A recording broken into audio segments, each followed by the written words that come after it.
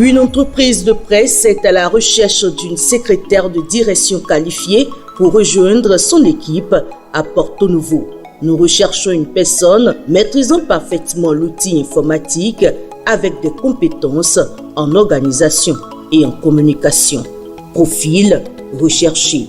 Niveau d'études, licence professionnelle dans un domaine pertinent, administration, gestion, secrétariat ou équivalent. Expérience dans un poste similaire souhaité. Excellente maîtrise des outils informatiques et bureautiques. Capacité à gérer plusieurs tâches simultanément. Sens de la discrétion et du professionnalisme. Pour postuler ou obtenir plus d'informations, veuillez appeler le 00229 91 19 10 10.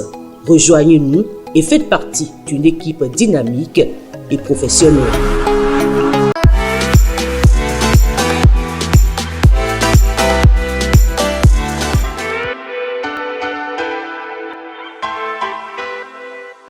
Mercredi 25 septembre 2024, à tous et à toutes, bien le bonjour et bienvenue dans votre émission matinale, le meilleur réveil. Toute l'équipe est au rendez-vous pour le compte d'aujourd'hui. Nous démarrons donc par la toute première de votre rubrique que vous connaissez si bien, la revue des titres, avec Amanda Esmeralda Dake qui avance déjà sur ce plateau. Amanda Esmeralda Dake, veuillez bien avancer. On est là, on vous attend. Allez, bien le bonjour.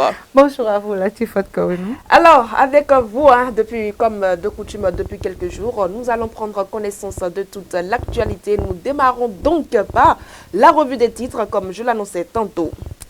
Eh bien, chers amis internautes, bonjour. Latifat Kouenou, à nouveau bonjour. On y va? Alors, nous démarrons la revue des titres ce jour, toujours par notre quotidien maison, qui, en sa manchette du jour, titre polémique autour de l'affaire bastonnade d'Hakim Badamassi, quand Raoufou Sariki politise une affaire familiale. En sa fausse manchette du haut, il affiche nomination des ministres conseillers. Talon attend-il de faire une purge dans la mouvance? À son oreille, on lit Loto Popo FC, Imoran Hassan. Le retour inattendu. Autre information parue donc à la une de votre quotidien La Guérite ce jour. Exonération des droits de douane sur les kits de dialyse. Les patients saluent l'initiative et réclament une prise en charge intégrale. Et puis, tentative de déstabilisation au Burkina Faso, les autorités déjouent plusieurs complots. Nous poursuivons ce matin avec l'opinion d'aujourd'hui qui titre « Arrestation de figures clés au régime de Talon vers une guerre de succession ». Du côté de Matin Libre, on lit « Après leur interpellation, réaction des avocats de Boko et Omeki ». Info Matin fait son apparition avec Talon Boko, le clash. Au grand jour, Nord-Sud quotidien titre ce matin, ambiance de fin de mandat, une purge sur la galaxie. Talon s'interroge. Le quotidien, le routier quant à lui affiche ce matin, conférence de presse sur l'affaire Boko. Les avocats racontent un enlèvement sous haute tension. L'œil du Bénin s'installe avec interpellation de 3 proches du chef de l'État béninois. Rupture dans la rupture s'interroge.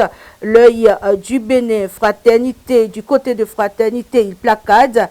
Également, affaire Olivier Boko et Oswald Omeki, la version des avocats de la défense. Le Soleil Bénin Info, à son tour, titre ce matin, arrestation du pilier de la rupture, Olivier Boko, vive inquiétude et des interrogations. Le matinal à présent qui, en sa manchette du jour placade, coopération militaire avec la France, l'armée béninoise renforce son dispositif anti-terroriste. Le Paraclet à son tour, titre ce matin, coopération entre les Émirats arabes unis et le Bénin, le commerce et l'investissement au centre d'une table ronde. Mais avant de nous séparer, de mettre fin plutôt à la revue des titres de ce matin, Latifat Kowenou, nous allons revisiter ensemble les titres de notre quotidien maison, La Guérite qui, en sa manchette du jour, titre « Polémique autour de l'affaire bastonnade d'Hakim Gbadamassi » quand Raoufou Sariki politise une affaire familiale. Et si le député LD se concentrait sur sa mission parlementaire, aucun député de la 8e circonscription électorale ne peut rivaliser avec le buffle de Parakou sur le plan social. En sa fausse manchette du haut, il affiche nomination des ministres conseillers. Talon attend-il de faire une purge dans la mouvance? À son oreille, on peut lire Loto Popo FC, Imouran Hassan, le retour inattendu. Autre information paraît également à la une de notre quotidien, de votre quotidien Maison La Guérite, bien sûr. Exonération des droits de douane sur les kits de dialyse. Les patients saluent l'initiative et réclament une prise en charge intégrale. Et puis, tentative de déstabilisation au Burkina Faso. Les autorités déjouent plusieurs complots. Voilà qui vient mettre un terme à la revue des titres de ce matin. Sans plus tarder, nous passons à la présentation de l'actualité du matin. Le quotidien La Guérite affiche en sa manchette polémique autour de l'affaire bastonnade d'Hakim Gbadamassi quand Raoufou Sariki politise une affaire familiale. Bien sûr, Hakim Gbadamassi, le jeune homme, apparu dans une vidéo virale sur les réseaux sociaux où il était fouetté par un agent des forces de sécurité, a récemment clarifié plutôt les faits lors d'une déclaration publique. Il a insisté sur le caractère privé de cette affaire, précisant qu'il s'agissait d'un différend familial. Mais malgré cela, il faut dire que les opposants politiques de l'ancien député Rachidi Gbadamassi continuent d'associer cet incident à sa personne dans le but de tenir son image. La polémique a été relancée récemment par une interpellation du gouvernement béninois à l'Assemblée nationale par l'honorable Raoufou Sariki, membre du parti d'opposition Les Démocrates. Celui-ci a demandé des explications à l'exécutif, suggérant une possible implication de Rachidi Gbadamassi dans cette affaire. Pourtant, Hakim Gbadamassi a précisé que la situation aurait été pire sans l'intervention de l'ancien député, qu'il remercie d'ailleurs au passage pour son soutien. Autre actualité, nomination des ministres conseillers. Talon attend-il de faire une purge de la mouvance? Depuis plusieurs mois, la scène politique béninoise est marquée par un suspense inattendu. Vous le savez, malgré l'adoption d'un décret autorisant la nomination de ministres conseillers à la présidence de la République, la mise en œuvre de cette décision tarde toujours. Et cet immobilisme, en apparence anodin, cache plutôt une réalité de manœuvre stratégique complexe où se mêlent prudence politique, fidélité et calcul électoraux, puisque vous le savez, nous sommes dans la fièvre bientôt. Et la récente décision de la Cour constitutionnelle qui valide la légalité de ce décret semble n'avoir apporté aucune accélération concrète, laissant planer des interrogations donc sur les motivations profondes du président Patrice Talon. Avant de passer aux informations hors de nos frontières, concours de recrutement à la police municipale du Bénin, suspension de la mise en formation des nouvelles recrues. Le ministre de l'Intérieur et de la Sécurité publique, Alassane Seydou, a annoncé la suspension de la mise en formation des élèves agents de la police municipale nouvellement recrutés. Ceci à travers un communiqué en date du mardi 24 septembre 2024. Les élèves agents de la police républicaine, de la police municipale, doivent encore attendre pour connaître la nouvelle date de leur mise en formation. Il s'agit donc des candidats retenus dans le cadre du concours de recrutement de 1100 agents de la police municipale. En Ouganda, 3 responsables démis de leurs fonctions après l'effondrement mortel d'une décharge à Kampala. Le président ougandais Yoweri Museveni a limogé 3 hauts responsables de Kampala qu'il accuse de négligence criminelle dans l'effondrement d'une décharge ayant causé la mort de 35 personnes le 10 août 2024. Parmi les responsables révoqués figurent Dorothy Kisaka, directrice exécutive de l'autorité de Kampala, son adjoint et également le directeur de la santé publique. Ces sanctions interviennent après donc la publication d'une enquête de l'inspection générale du gouvernement mettant en lumière leurs responsabilités dans ce drame qui a secoué le pays. L'enquête avait été ouverte après le drame survenu dans le quartier de Kitesi, où la décharge municipale, propriété de la ville depuis 1996, s'était effondrée. Le rapport de l'inspection générale a conclu que les officiels de Kampala, tous nommés directement par le pouvoir, avaient gravement failli à leurs responsabilités, notamment en ne renforçant pas la structure de la décharge malgré les différents avertissements de la population. Merci à vous, Amanda Esmeralda Daké. C'est tout pour aujourd'hui. Excellente journée à vous. Bien à vous, Latifat Kaoé. Mesdames et messieurs, votre émission se poursuit. Tout juste que nous allons marquer une courte pause publicitaire.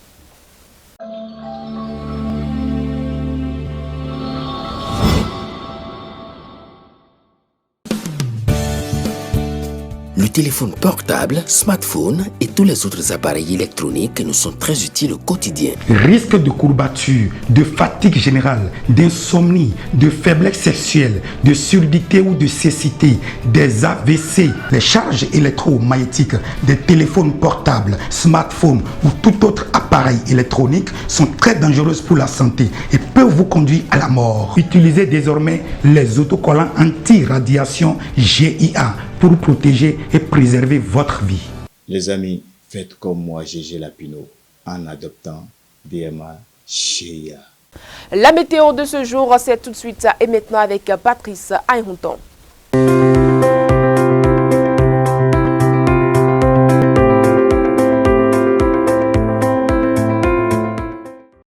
Dans le département de l'Atlantique, nous nous rendons aujourd'hui pour la page météorologique de ce jour.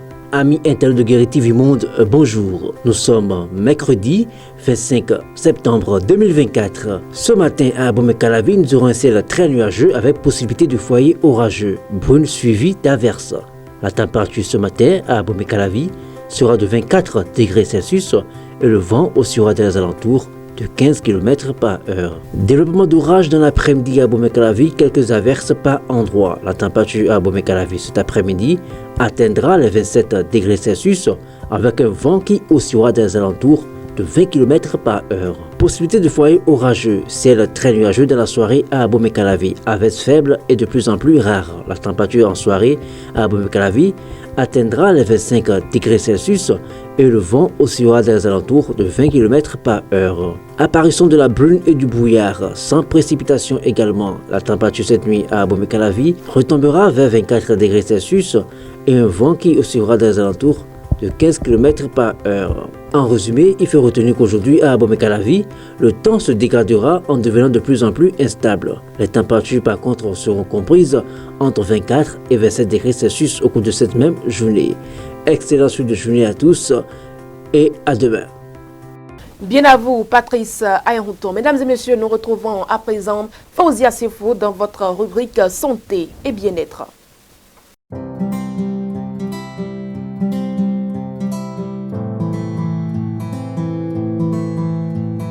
Latifat Kaouenou, merci de me recevoir dans la rubrique Santé et Bien-être. Aujourd'hui, nous parlons de l'occlusion intestinale chez l'enfant, une urgence à prendre au sérieux. L'occlusion intestinale chez l'enfant est une obstruction partielle ou complète de l'intestin, empêchant le transit normal des aliments et des liquides. Elle peut être causée par diverses conditions, notamment des anomalies congénitales, des adhérences suite à une chirurgie ou des infections. Cette pathologie représente une urgence médicale nécessitant une intervention rapide pour éviter des complications graves. Les symptômes de l'occlusion intestinale varient de la gravité et de l'étendue du blocage. Cependant, les signes courants incluent des douleurs abdominales sévères, souvent par vagues, des vomissements buleux ou alimentaires, une absence de sel et de gaz et un abdomen distendu. L'enfant peut également présenter une déshydratation rapide et un état de faiblesse générale. Ces signes doivent alerter les parents et conduire à une consultation médicale immédiate. Plusieurs facteurs peuvent être à l'origine d'une occlusion intestinale chez l'enfant. Parmi les causes les plus fréquentes figurent l'invagination intestinale où une portion de l'intestin glisse dans une autre, créant ainsi un blocage. Les malformations congénitales comme l'astrésie intestinale, les hernies et les volvulures peuvent également entraîner l'occlusion. Enfin, certaines infections et inflammations intestinales peuvent provoquer un rétrécissement du passage des aliments. Le traitement de l'occlusion intestinale dépend de sa cause et de sa gravité. Dans les cas bénignes, une réhydratation et une surveillance médicale peuvent suffire. Toutefois, les formes graves nécessitent souvent une intervention chirurgicale pour retirer l'obstruction ou corriger l'anomalie sous-jacente. Des mesures préventives peuvent être prises après la guérison pour éviter toute récidive, surtout dans les cas d'invagination intestinale ou d'adhérence post-chirurgicale. Après une occlusion intestinale, certains aliments doivent être évités pour faciliter la récupération et prévenir les rechutes. Il est recommandé d'éviter les aliments riches en fibres dures comme les légumes crus, les noix et les graines. Les aliments gras, les boissons gazeuses et les produits laitiers peuvent également aggraver les symptômes digestifs. Une alimentation légère et facilement digestible, comprenant des soupes, des bouillies et des fruits cuits, est privilégiée jusqu'à la guérison complète. Chers amis internautes, nous allons à présent faire un petit tour au service commercial avant de nous retrouver dans l'interview matinale.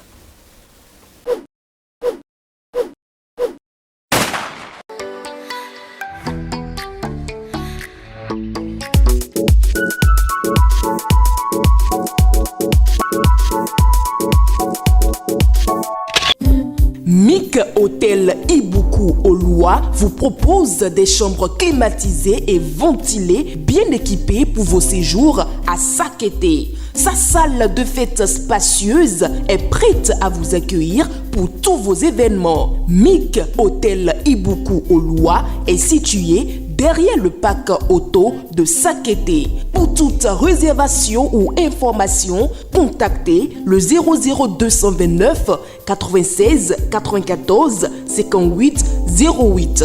À MIC Hôtel Ibuku Oloa, retrouvez votre confort à moindre coût.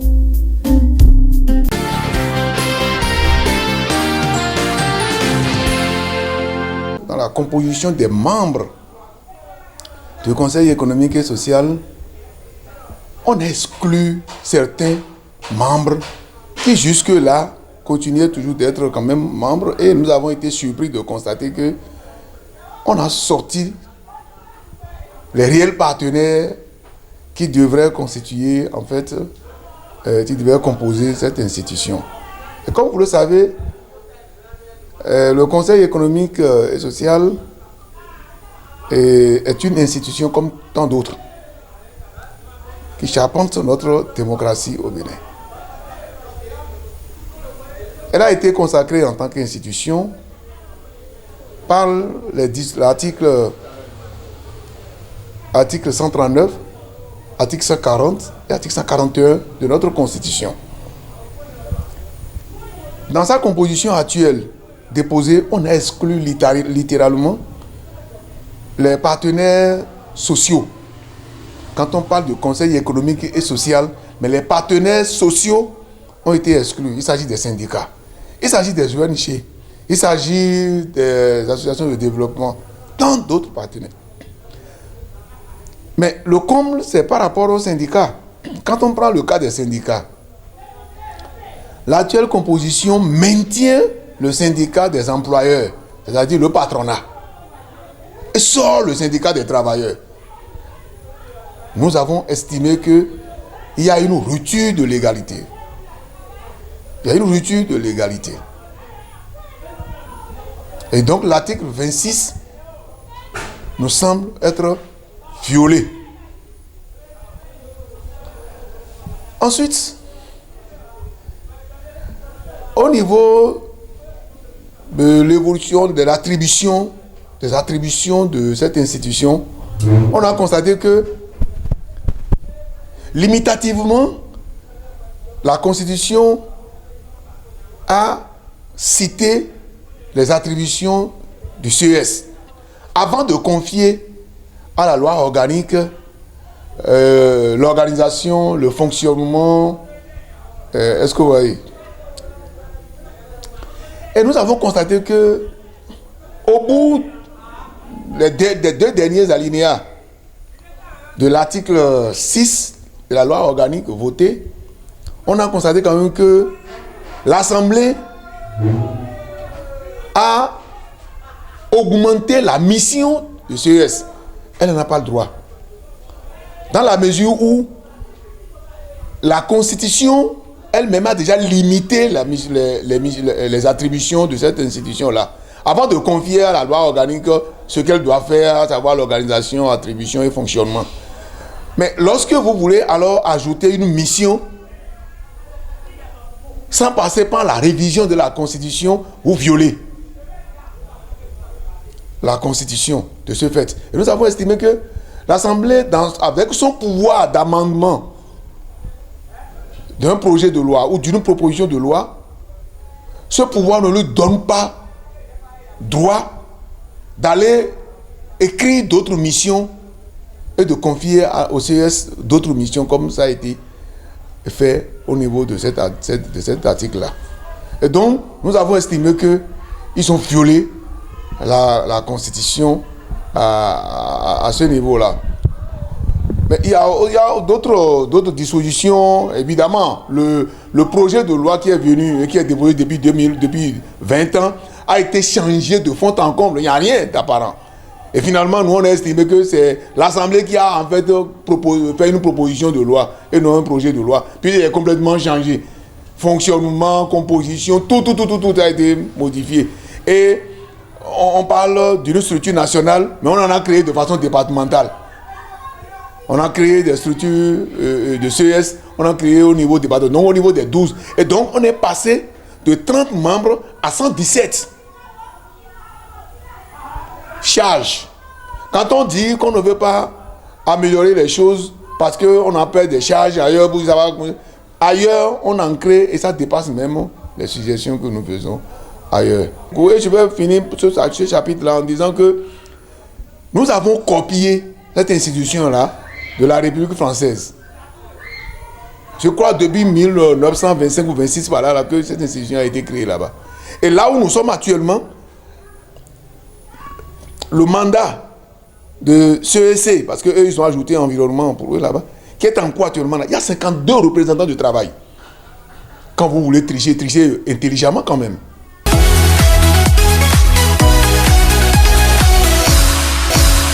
Mesdames et messieurs, c'est maintenant le moment de passer à table et de découvrir le déjeuner ou tout simplement le plat d'aujourd'hui avec Fauzia Sefou qui est déjà sur ce plateau. Fauzia Sefou, bien le bonjour. Bonjour à vous, Latifat Kaouenou. Vous êtes très émue ce matin. Hein? Bien sûr, je suis très contente parce que vous savez, hier, j'étais à la frontière bénino-nigériane. J'ai goûté un riz et j'ai voulu réaliser ce riz à mes amis internautes de Guérita TV Monde. Vous allez me demander c'est quel riz. De quel riz s'agit-il? Alors, c'est du jollof rice. Ah, voilà. D'accord. Oui.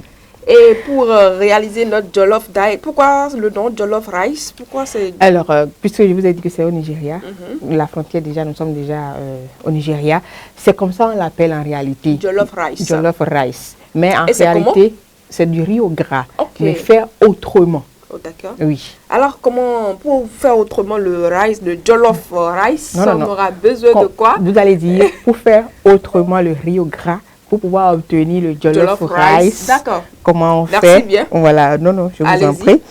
Alors, pour faire votre jollof rice, qui est vraiment très intéressant, amis internautes, vous aurez besoin du riz, puisque quand on parle du rice, du riz, on parle de la tomate concentrée, des épices, du piment rouge en grande quantité parce que vous savez au Nigeria, ils consomment beaucoup de piment. Donc voilà un peu du sel, de l'huile, de bouillon de cuisine si vous en consommez, puis de piment vert pour pouvoir agrémenter un peu, de la viande de bœuf découpée en petits morceaux frits et je crois que ça peut aller. Ça peut aller? Oui, du sel. C'est bon. Au besoin. Ok, oui. On va à la préparation. On va à la préparation. Alors, pour pouvoir préparer, dans une marmite, vous mettez votre huile, puis vous ajoutez les épices écrasées. Vous laissez mijoter, puis après le piment. D'accord. Le piment en grande quantité, de sorte que, vous savez, quand on consomme le riz, vous sentez vraiment qu'il y a du piment. Et puis après, vous mettez votre tomate concentrée. Et puis, vous laissez mijoter pendant au moins 5 à 6, 7 minutes comme ça. Et vous obtenez genre une friture. Oui. À cette friture, vous ajoutez maintenant le riz. D'accord. Avant d'ajouter l'eau. Et vous laissez cuire au moins pendant 15 à 20 minutes. D'accord. En n'oubliant pas le sel et puis le bouillon de cuisine si vous utilisez. Et vous surveillez. Après 20 minutes, vous pouvez ouvrir et ajouter votre viande découpée en petits morceaux et mélanger le tout. Vous voyez que votre riz au gras prend déjà corps. Vous ajoutez votre oignon, puisqu'on avait parlé d'oignon. Voilà, vous ajoutez votre oignon découpé et puis c'est prêt. Avec vous, les choses ne font que prendre le corps. Oui. Les choses prennent le corps. Le corps, oui. Alors donc, voilà donc la réalisation du jollof rice. Jollof rice. Oui. Bon, il n'y a pas vraiment de différence entre le jollof rice et le riz au gras. En réalité, ce n'est pas voilà, que le piment. C'est le piment. D'accord. Oui, le piment. Et attention à ceux-là qui ne consomment pas le piment, qui n'aillent pas vers le jollof rice. D'accord. Bien et sûr. voilà. Oui. Bon, il faut être... Bon, je tais le nom. Donc, voilà donc ce que nous propose Fauzia Sefou, le jollof rice, dans votre rubrique Coin Cuisine de ce jour. Merci à vous, Fauzia Sefou. Je vous en prie. Mesdames et messieurs, voilà donc qui met définitivement un terme à ce numéro de votre émission matinale, Le Meilleur Réveil. Merci d'avoir été des nôtres et excellente journée à tous.